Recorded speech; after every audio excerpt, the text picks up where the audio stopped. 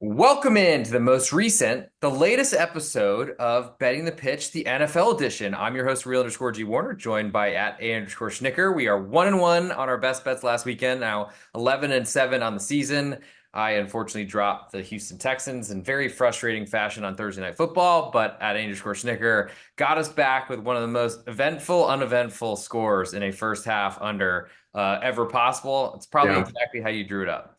that's right. Three missed field goals. Two of those were like close to 50 yarders, so not gimmies. But one, I mean, the last one was poor Will Riker, just either injured Kicker or injuries help a little bit, I guess, when you're yeah, pride injured, and then as we were kind of going back and forth, like had the great first two drives, and then had the fumble sack touchdown. I'm like, okay, well, makes up for one of those at least, but we got there Did you with ease, know? really. Did you know in that Sunday Night Football game, in Joe Flacco's first start since being told that, since Anthony Richardson was told that he was not the best option in Indianapolis, which we all had known for a while. Did you know that the Indianapolis Colts crossed the 50-yard line or maybe the 20-yard line as often as @A_Schnicker did on that Sunday Night Football game?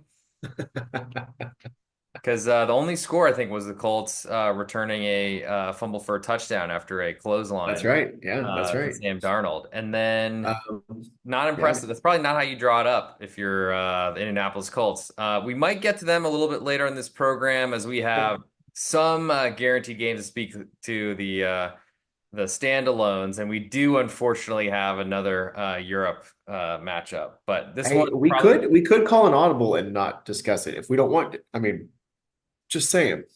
Well, I think the people they do want the They standalones. want it? We just might see how much time we have to spend on the others, and we could pass or skip or go a little more fast than we usually do. No, But that's the normal thing we do on the show. We go through a six pack of games because six packs of Coca-Colas is what we're all about. And then we give you best bets at the end of the show. We're 11-7 to start the season off, not too shabby. So. That's through 9 weeks. So we're now in week 10. We'll start on a Thursday night football game, which actually looks a little bit appetizing. The Cincinnati Bengals, a 6-point underdog on the road at Baltimore. Total is 53.5, which is gigantic. yes. Well, because of the it's everyone it's strength on weakness and strength on weakness in terms of each offense. Bengals, which yeah, I this game was a rematch from a couple weeks ago. Obviously, this is the turnaround game from the second division game, but uh I had a Bengals ticket plus 2.5, I think, at home. Yeah, it was plus 2.5, and they were up by 10 in the fourth quarter and somehow lost in overtime. Um, Hmm. so I mean the number makes sense to me, but it just matchup wise, you've got the Bengals offense that's gonna should see success throwing the ball against a Ravens defense and secondary that's definitely struggling. And then you've got the Ravens, probably the not probably, certainly the best offense in the league right now, able to run with Derrick Henry and Lamar Jackson against the Bengals defensive line that can't stop anything. So that's like, I mean, it's going to be a pretty perfect setup for both sides to score. What do you think about this one? It's a fun game, and I love it for a Thursday night. We don't get a lot of treats like this. Well, let's see if it's a trick or if it's a treat. Though technically last Thursday was Halloween. I'm Yep, just not really a believer in Thursday night quick turnarounds, especially division true. games being this masterpiece of offense. But I mean, I'm not really sure how you stop the Ravens at this point. Lamar Jackson somehow in our Sigma Chi League, we let Jim Washcheck get Lamar Jackson and Derrick Henry. So Oh no. that team's never going to lose. How did you do that? I think I'm gonna blame being in France, my power being out, and getting auto drafted Dak Prescott, but that's a whole nother story. Um, to me, I mean, when you look to fade the Baltimore Ravens, I guess you're hoping that they win by not enough points because they look really good. The record's not great, so they're still very hungry. I would expect that this is still a meaningful matchup in the AFC North, though certainly these type of games have come down to the wire, as you saw with that overtime game. Plus. Unfortunately or fortunately, I mean, I feel like these games are hard to call, which makes me a little bit interested in the 6 points here.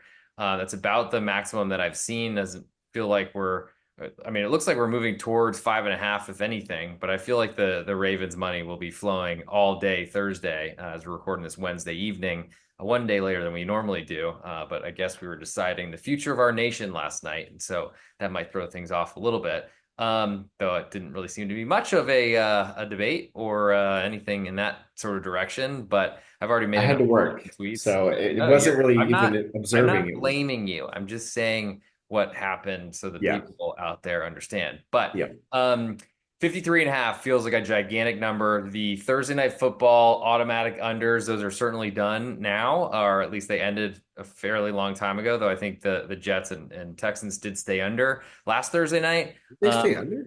If there's ever a game that's going to challenge this Thursday night football and 53 and a half, I mean, yes, standalone game, and that's why kind of we talk about them. They get a lot more bets than the non, or I mean, of course, because there's one thing going on, and a lot of people like to bet, even if it's more than just to win. It's more for the fun of it all. I think I'm most interested in the Bengals here, but I don't know that 6 is enough for me, unfortunately. Yeah. So we'll move to Frankfurt for the New York Giants and the Carolina Panthers. Rumor has it that this game was actually exiled to Frankfurt, but no confirmation on that. Field's terrible. At least the soccer pitch is terrible there and is known for being bad. Maybe the NFL has put some money in that the a pretty So accomplished club has not been able to. Go ahead. no, I explain to the viewer, the listener, what makes that surface so bad. Because this is something From that what you I observe every understand, week. they replace it a lot, and when you don't give like any sort of grass, field, turf, whatever, it is not artificial; it's real. It takes a while when you're replacing sod and things like that for it to actually like grab and to turn. I guess to congeal maybe, or I'm not Yeah. really sure even what should I do with my hands here if you're watching on video on Apple Podcast, Spotify, or on YouTube. Betting the Pitch on Apple Podcasts and Spotify, at the real underscore G Warner on YouTube. I'm not necessarily certain. I have had a green thumb, but usually it's from picking kale off the branches, whatever I call them, the stems maybe. But that's been a problem on the soccer pitch. I would imagine that the NFL, after seeing how bad the pitch was last year in Germany, would have taken that under consideration. And there's been even a complaint by a Mainz player about his own pitch last weekend. And guess who gets to go there this weekend for another road loss? That's Dortmund. But for this matchup, we have the Panthers a 6.5 point underdog in this neutral venue. Total is 40, and there's a lot of rumors that this is going to be Daniel Jones' last start because they don't want to have to pay him once they're Yeah. eliminated from the playoffs if he gets hurt and misses next season. Yeah. Finally, the Giants are back in the realm of teams they can beat. I thought Bryce Young at least like looked competent last week. I mean, he's not. If you looked at the stats or any advanced metrics, it's not like he blew the competition away. And we know what the Saints are at this point. I believe I took the Saints under. I think that was one of our best bets in the summer. Um, We so it's not, double you know, dipped. I had the Panthers under, and you had either the Saints or the Falcons. I think it was the Saints, but let me go it back. I did look. really hope I had the Saints in that one. Yeah, I'll Um, see if I can find that out while we're recording. Go ahead. since we both went under on South NFC South teams, and it seems like both are in good shape to Well, after the Saints started 2-0 with a blowout of win over course, of the course. Cowboys and of those said Panthers, Panthers. it looked very, very scary, but they have not won since. So, Okay, let me refocus here. It's hard with this one because ugh. I mean, the Panthers have been playing really well. No, they have been playing Simply, they well, won but last week. The I Giants actually don't covered, I think the guess. Giants have been playing terrible either. Like I don't think they've been terrible. Um, this offensive line, they patched it together in the offseason. I'm talking about the Giants. It's been decent in spurts. Carolina's not going to really offer much. Like if they're able to get pressure, if you're watching like in game and they're able to get pressure on Daniel Jones, then like that may be your live bet opportunity to either go under or take the Panthers on whatever number you might get adjusted. Because to me, like that's the biggest. Nothing about their defense is going to be able to stop Carolina. I don't think. I mean, maybe that's not fair because their defensive line has been pretty good. But I'm not a buyer on what Brian Burns is. Maybe I'm being too harsh because of what they gave up or what people are expecting of him. He has been There's decent. any team that might know how to block Brian Burns, it's the one that traded him to the New York Giants. Just to That's make true. a hard knock story. But That's a good to point. me, That's a good point. I think we've already gone so deep in this game that you wanted to skip. So maybe I'll relieve us of it right now and move We'll on. shut it down. But Do you have the any thoughts, any leans, I any? mean, I lean to the Panthers and under 40. I don't think there's a London Jags home field situation here. I think the Giants having to win by a touchdown is almost laughable, especially considering how the Panthers seem like they're fighting, seem like they're trying. They do have a number one pick at quarterback, whereas the Giants paid a ton of money to a guy they don't want quarterbacking for them anymore. So, it's gonna be one of those games that I don't think a lot of people are going to wake up for, especially for an early start. But I think we see a lot of punts or just not really pretty football as you would in Europe. And I think that's a good thing for under and a big underdog. We'll move to Sunday Night Mhm. Football and then we'll get Monday night and then come back for as many games we can fit in before the timer kicks us off. But on Sunday night, we have the Detroit Lions, a 3.5 point favorite on the road at Houston. Total is 49. Houston with some extra rest coming off their Thursday night football loss. It did go under on Thursday night, 21-13, final 34 total points. The Lions seem like they score 34 points every week. Yeah, I mean, they're certainly the NFC favorite, and they're playing like it. Um, Although I would say the elements for the Texans have changed. You have the rest advantage. Um, I think you're going to have Nico Collins, and we brought it up. I think we've covered the Texans every week since he got hurt, and to me that was very real. Like the offense looked different without him in there. I think he's healthy. They said he's ready to go. So it's at home. You're getting a couple extra days. I think all the elements set up for the Texans to be in a good spot. But I think the Lions have been in the disadvantageous spot for the last couple of weeks, and they still seemingly it doesn't matter. They're blowing people out. They're covering. I mean, even last week, you got the Jared Goff on in the elements the first time I think all season. You got more defensive line injuries. You've got um, just everything set up for the Lions to potentially lose a divisional matchup, and 24-14 doesn't even do that game justice. They're like, Yeah, well, 10-0 down to the Vikings on the road as well. yeah, We're favored by 3, which seemed silly against the Cowboys. And I think then that was the Vikings coming off things their happened. bye after the Lions had just dominated the Cowboys. So it's been back-to-back games where the spot has been um, on the side of the Lions opponent. It doesn't seem to matter. And if you think about it, playing Sunday night is kind of like an extra rest day, though it would be Yeah. equal for the Lions and the Texans. I do think the extra day is important for Nico Collins. That offense has looked very different without him. Um, but I also feel like the offense looks like it's very different because CJ Stroud is not the same. What have you thought about his Yeah. performance so far this season? Well, I think this is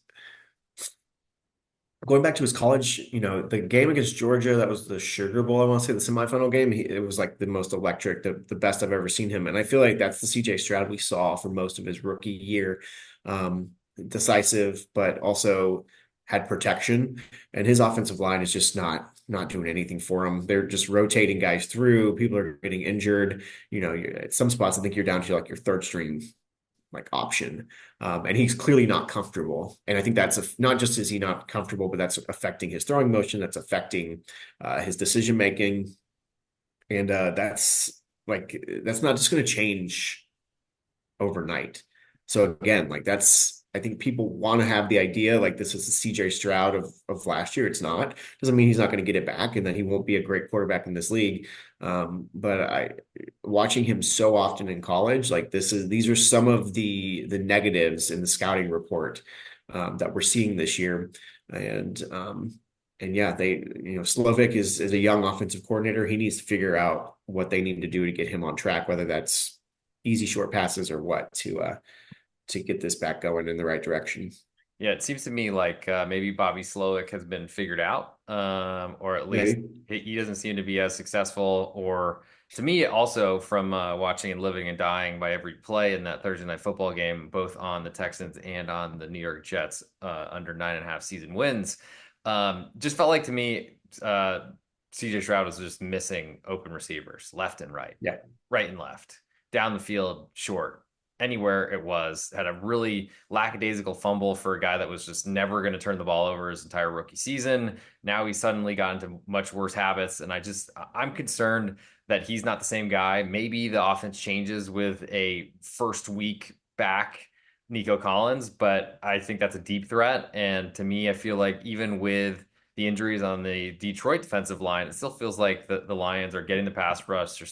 They still seem like that way back when trade of Matthew Stafford to get Jared Goff and a bunch of picks has really fortified a strong team. And I think that team looks like they're going on a deep run. I don't think the Houston Texans crowd's going to make that big of a difference. So to me, I just don't know that I've seen enough from the Texans that I want to get in the way of a Detroit Lions bus that just seems to be running over everything in sight. And I don't want to be run over because that feels like it would not feel good.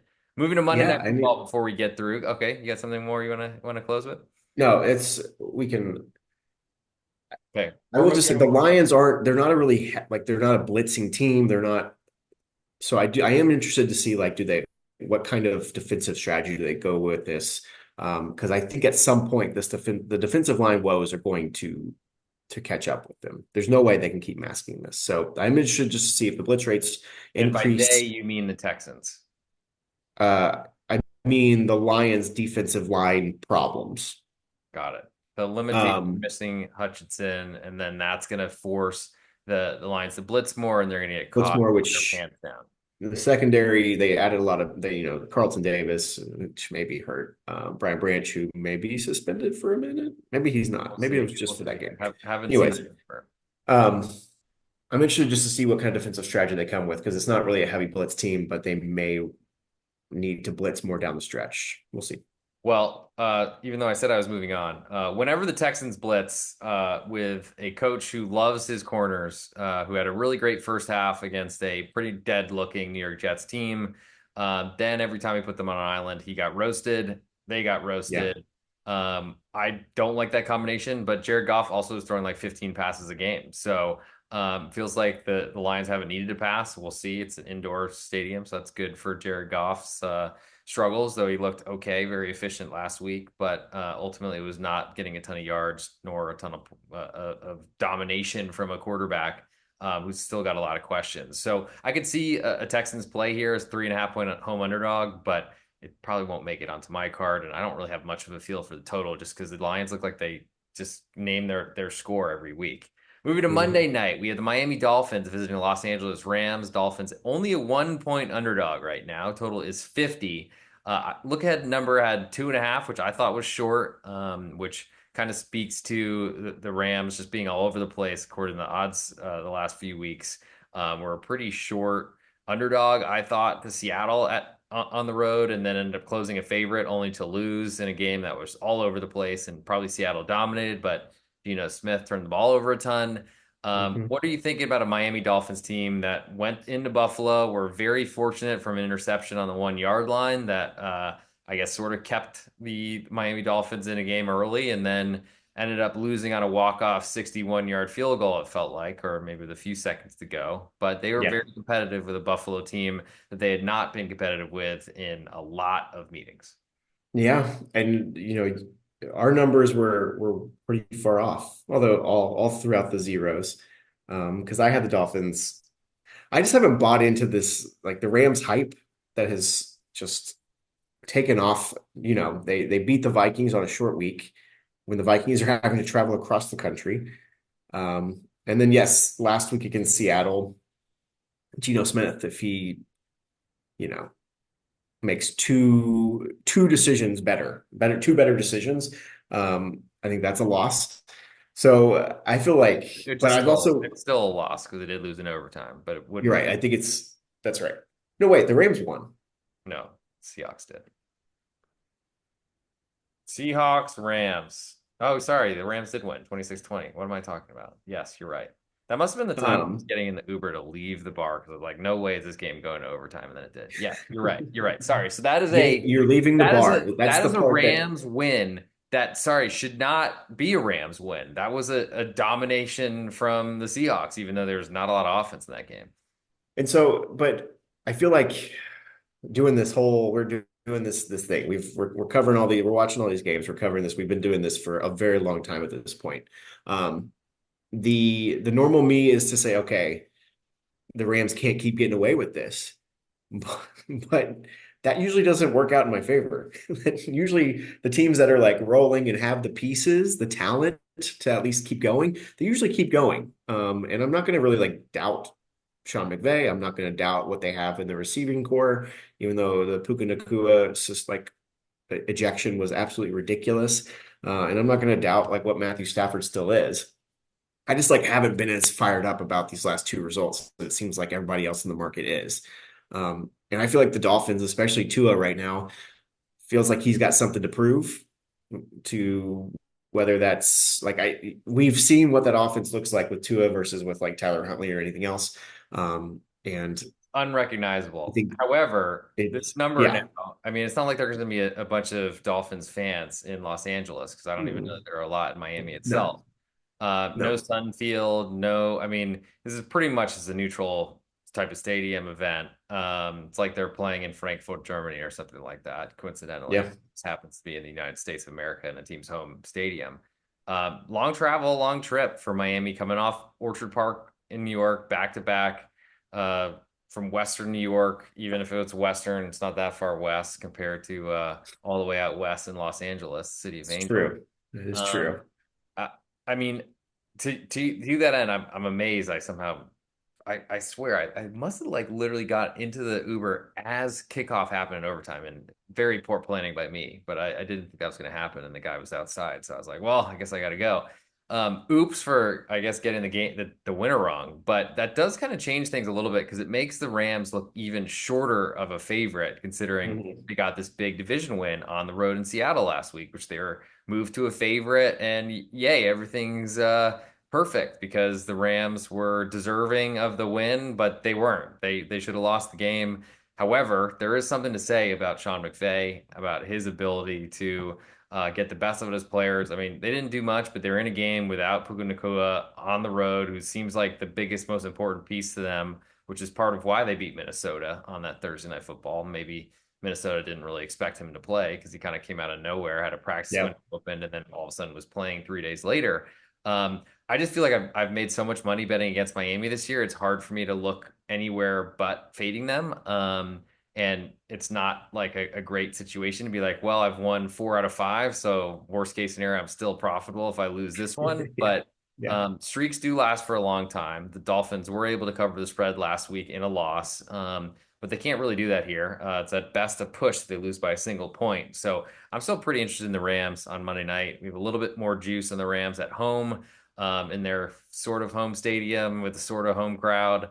But to me, I feel like this price is too cheap, even considering the kind of phony win you might talk about with the Rams last weekend. So now we've covered our 4 standalone games. So now we do a snake draft that Andrew Schwarzenegger goes first. He picks what game he wants to talk about on this card, and then I will Mhm. break it down for you. Then I'll do the same to him. Okay. Let's go. A game that there's no way anyone thought we'd be talking about 10 weeks ago. Let's go to the Steelers going on the road to the Washington Commanders.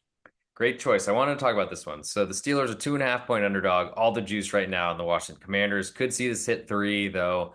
That's clearly the most expensive number in all of the NFL. So we'll see this one jockeying, probably getting very highly juiced. And from what I can see right now, if you're not a member of BetOnline SportsBetting.ag and you want to take the even money on the Steelers, go do it. Or if you want the minus 120, which they're certainly pointing you toward, go grab it. There are links to the podcast description, Apple Podcast, Spotify, and on YouTube. Go find those and get some free money. Total here is 45 and a half. So Steelers coming off a bye. They are, I think their offense is still lost, even with a little bit easier to find with Russell Wilson compared to Josh Fields. I feel like the big play potential is pretty much zero. with Russell Wilson, but he's not going to make the mistakes that Justin Fields does. Which one do you want? Which one do you care for? You probably want the more conservative because the Steelers defense is so dominant. And this is going to be one of those big tests for the Washington Commanders offensive line, but also think for Jaden Daniels and how he navigates having pressure in his face for a lot of this game. Um, Steelers coming off a bye puts them in a pretty nice position. Don't feel like Washington Commanders resurgence is going to all of a sudden put a ton of hog mollies in the seats, I think is what they used to call them. I don't hope that's not something I shouldn't say on a media broadcast. But anyway, I don't really see Landover, Maryland being the toughest venue, especially with how the Steelers travel. So I think there's some value on Pittsburgh here as an underdog. I mean, of course, there's somehow could end in a 2 point or 1 point, single point Commanders win. I think I will rather wait to see a three on the Steelers at kickoff or potentially buy it there if we're still staring at 2.5. But the biggest question for me is can this game is it a shootout? Because if it's a shootout, I love the Commanders. They seem to score much better than I think the Steelers could in their wildest dreams. But my questions are really surrounding the Commanders because their defense looks like it's improved a ton. I think a lot because of a good defensive line pass rush, but Steelers are better than the Commanders at that. And I think this playing field is pretty level. Yeah, I think this is well, no, I think this is the Commanders' toughest defensive test. Um, we watched 2 weeks ago with everyone looks to the insane ending between Chicago and Washington, but really that was a slog. And I like Chicago's defense this year. Eberflus is defensive minded, and they've been mostly sound on that side of the ball. And yes, the rib injury for Jaden Daniels that certainly makes a difference. Um, but I think this is going to be the toughest test. I think that his offensive line is going to be able to protect. I don't think it's just going to be TJ Watt living in the backfield. I think this offensive line could be up for the task. Um, but like they just haven't been able to sustain drives against good defenses. If it's not the explosives, and I don't think Pittsburgh will give up the explosives, I'm curious to see what this is going to look like down to down. In terms on the other side, Washington's defense, I'm a big Dan Quinn guy when it comes to what he can do on the defensive side. I think he proved it with the Cowboys that um, he knows what he's doing with the personnel, and a lot of those guys came with him from Dallas.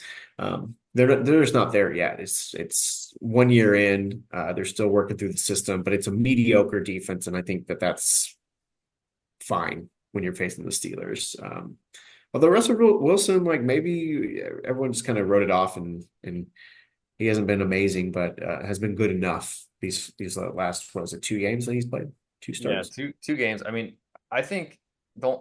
I'm not sure that. So coming into the year, everyone was basically everywhere I read, everywhere I listened, depending on the podcast world or in actual word form, whether it was ChatGPT or not. Everyone seemed to think that the Washington Commanders the secondary couldn't measure up and couldn't do Mm, anything.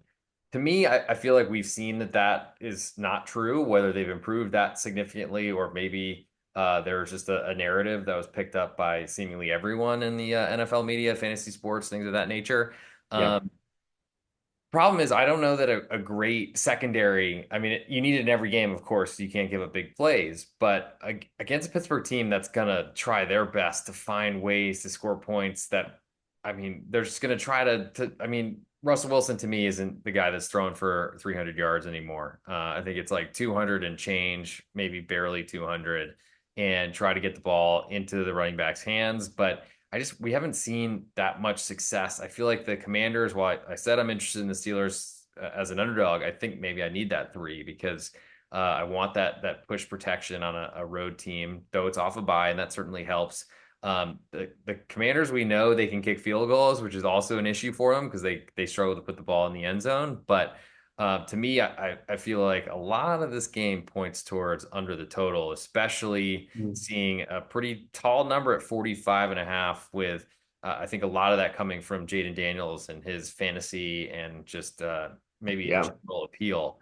I Um, like that a lot. That's a I'm not good because thought. I mean this could be a number around 40 Yeah. but I think it's there for Jaden Daniels and for a defense that wasn't expected a lot out of in the Washington Commanders. We always expect stuff for Pittsburgh. Unfortunately, you have to expect some sort of defensive, either field position win or even points coming directly from the Pittsburgh Steelers defense, which is hard to take when you're playing an under. Believe me, I've learned that. But this year, but I do think that you could see a bunch of missed field goals and maybe only a defensive touchdown for the only score, like in Sunday Night Football at _Snickers best bet winner from last week. But I don't even know that puts it in too much of a threat. I think we get two teams that aren't going to do much offensively and a number at 45.5 that's just too high. For the game I'm most interested in discussing, as we've got just about 9 minutes left in our episode. Maybe we could fit another one before we get too far along. Thank you to Frank Foltz for being such a snooze fest, literally and figuratively. I'm most interested in hearing what you think about the San Francisco 49ers 6-point favorite on the road in Tampa. Total is 51. Well, the cavalry's coming back, right? Christian McCaffrey's expected to be able to go. Well, Be you the keep saying that because he's on my fantasy team and we happen to be playing each other this week. yeah, And I just have some feelings that he might not come back he's coming back. Don't worry. because they're Don't you desperate. worry. Because they're desperate and they need him. They They can't need him ignore back. it longer. And plus, it kind of falls in line. I'm not trying to say he was not injured, but it falls in line with your theory all along is that, this team is good enough to make the playoffs. Like, let's rest up our key players and have them ready to go for the stretch run. This all makes Oh, sense. they've We're gone a at the long way halfway with point. tearing Brandon Ayuk's ACL and Well, that's giving that. I don't think they could have accounted for that Debo one. pneumoniya. It's no, that was their thing. Devo's a But they weird. are not That's a looking great in the or excuse me, NFC West. I Well, no, but here's like they're only down by one game in the division. The Cardinals are leading that division right now, which is incredible. mhm. And I get Tampa showed us quite a bit on Monday night. It's always hard in What did those they? standalones. What did Baker Mayfield show you? What do you mean? I thought he was good. I'm not disagreeing. I'm just Oh, okay. I thought he was totally game for it. I actually felt like it's like okay, this is a rivalry like a kind of college sort of vibe because Baker and Mahomes had this like kind of thing from college. Obviously, had this amazing shootout like in 2016 in Lubbock. But I mean, he's going to just keep spamming the Kate Otten opportunities, and that's all he's got to work with. Yeah, it's like the average depth of target's going to be super short. It's going to be, he's not going to be able to go in deep until Mike Evans is back. But I thought their offense was great, and to lead that drive at the end was really impressive. I don't really want to get into like the decision making there, but like to be able to do that in the rain against the Chiefs defense was really impressive. Can they get back up again to face another like short week where the short Niners are off a week? bye. Um, at least they get to stay at home. 49ers off a bye. Gosh, this is not a good spot. It's not a good spot for Tampa. That's for sure. It's not, but if you think about it, 49ers are off of a bye. Usually you want to be off of a bye for preparation, which is a huge deal, and that's definitely in play here. But you also Yeah. want your best players to get healthy. Uh, I don't know. We haven't seen any from Christian McCaffrey yet this season since training camp. Like, I don't think he's going a full game here. So the 18 or whatever points he's projected in our half PPR fantasy league is a ridiculous number. But of course, I'm gonna have to start him as soon as he's active. Debo has not been healthy, and you could certainly argue that Brock Purdy has not looked the same. No. There's just a lot of questions for me there. I was gonna say that Baker Mayfield is a big underdog. I don't know if there's a better bet in the NFL right now. Yeah. It was, I thought +9 was gigantic, but also with the wide receiver injuries and then Jalen McMillan also getting hurt on Friday and not playing on Monday, like all those sort of things were big deals. And they literally were a 2-point conversion away at the end from winning. But Todd the God decided to be defensive mastermind that he has been in the past, which is funny because his defense is horrible, but he's still the head coach. So yeah, I don't know. Yeah. I'm team. You're hiring offensive coaches from now on. You're not messing with that type of stuff anymore. Am But I doing am I looking at this number right? Like, so we're trying to say that San Francisco and Kansas City, that the 49ers are still a small favorite on a neutral. That's what this well, line is saying. if we're going Chiefs -9 on Monday night, just use the traditional three. back that out. So you're 6 on a neutral for Kansas City to Tampa Bay. And we got -9, or we got -6 here. Go back to 9. Man, I mean, it's even worse. I think it's very, very generous to me to give the 49ers this type of price. And that's part of why I wanted you to talk about it, because I'm not really a believer. I had very easy bet on the Chiefs. That wasn't guaranteed, but it was the right side, it felt to me, on the Yeah. road in San I'm Francisco. sorry if I don't think Have an underdog. I led you astray, but um, yeah, it was a good. You did not. I played. I had a good time. Oh, you played it? Chiefs were nice, and honestly, every time Mahomes is a dog, I don't think I can resist it, because Oh, it pretty much propelled us to a great playoffs last season. Just literally, oh, the I thought you team. were talking about Monday night. You did not play Monday night, did you? My subscribers did play the Tampa Bay Bucks on Oh, Monday, heck yeah. so I'm that worked sorry. for everyone. Very happy for all of them. As we come to the end of this episode, I just want to remind our listeners on the season: 11-1, 61%. We're 23-13 our last 36, so a nice 64% win percentage right there. It's time for our best bets coming end of show.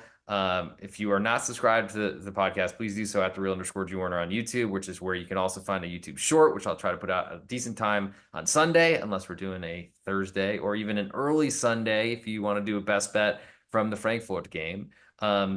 Other than that, Betting the Pitch is where you can find all the podcasts on this network, on Apple Podcasts and on Spotify at A_Schnicker. Where do you want to go for your best bet on this week 10 episode?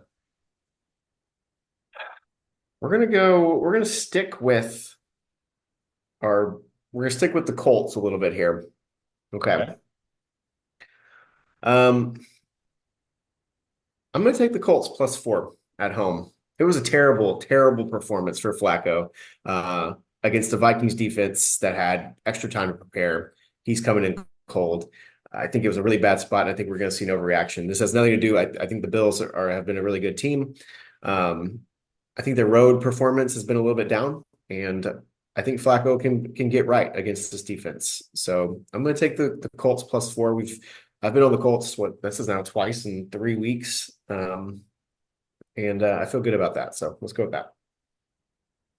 Hey, this is real_G Warner on Instagram, Patreon, Twitter, and on YouTube. You just heard at A_Schnicker on this Betting the Pitch NFL edition podcast. We are 11-7 this year, 61%. We won 64% of our last 36 best bets. He gave you the Indianapolis Colts a 4-point underdog at home to the Buffalo Bills on Sunday, whatever day that is in November. I'm the real_G Warner. I'm going to go for my best bet, a game we talked about amongst 5 others on this episode, in depth. So go check out Spotify, Apple Podcasts, or wherever you get your podcasts, YouTube at the real_G Warner.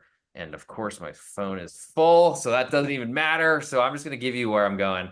No need to dress it up. I guess I'll do it separately later. I'm going to go with that under Pittsburgh Steelers at the Washington Commanders, under 45.5. I feel like there's a good chance it might fall until we get to kickoff. But to me, I feel like, yes, there's a risk of overtime with a full game under. But I've also felt that a lot of these first half totals are just so sharp, and they feel like it's a missed field goal or maybe 5 of them that seem to swing whether these things go in the right direction or not. So grab from at A_Schnicker the Indianapolis Colts +4, and my at the real_G Warner Pittsburgh Steelers Washington Commanders under 45.5 for this episode of Betting the Pitch NFL edition. Thank you so much, and we'll see you next week.